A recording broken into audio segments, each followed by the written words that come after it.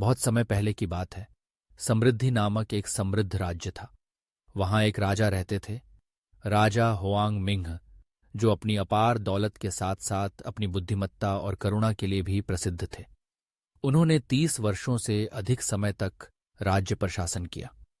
उनके शासनकाल में राज्य शांतिपूर्ण, लोक संपन्न और राजधानी हंसी और रोशनी से भरी रहती थी। लेकिन जैसे जैसे राजा वृद्ध होते गए, एक चिंता उनके मन में घर करने लगी।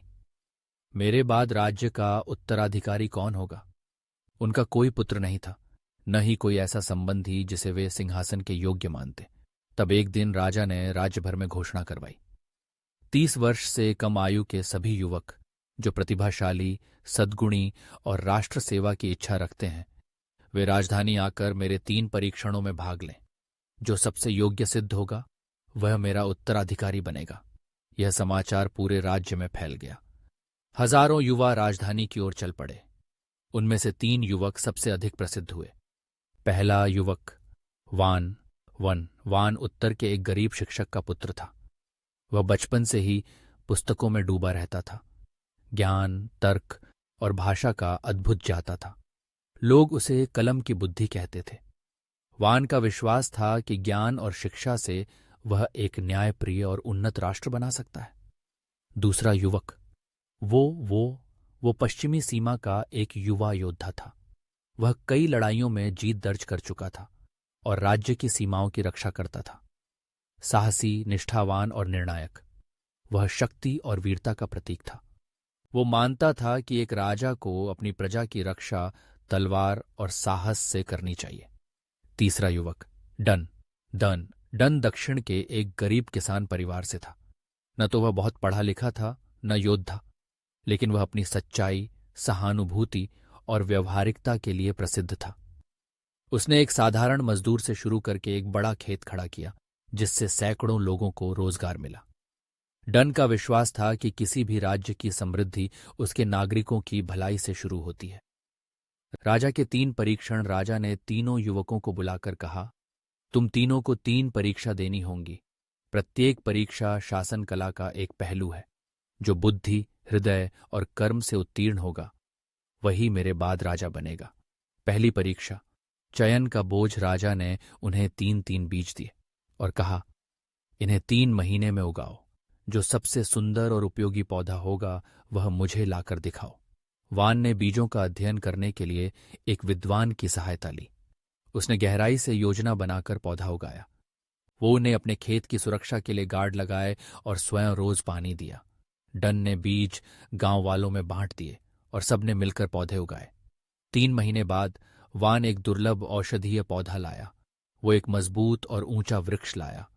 डन पूरे गांव के साथ आया, जहां हर कोई विभिन्न उपयोगी पौधे लाया, फल, सब्जियां, छायादार वृक्ष आदि। राजा मुस्कुराए और बोले, ज्ञान महान है, रक्षा आवश्यक है, लेकिन जो लोगों के साथ बांटकर सामूहिक मूल्य उत्पन्न करे वही सच्चा नेता है। दूसरी परीक्षा, संघर्ष का समाधान। राजा उन्हें 2 गांवों, ऊपरी और निचले, के बीच ले गए, जहां एक नदी को लेकर विवाद चल रहा था। वान ने कानूनी तर्क और बहस के माध्यम से समाधान करने की कोशिश की, लेकिन कोई समझौता नहीं हुआ। उन्हें नदी को बांटने के लिए दीवार बनाने का सुझाव दिया, जिससे असंतोष बढ़ गया।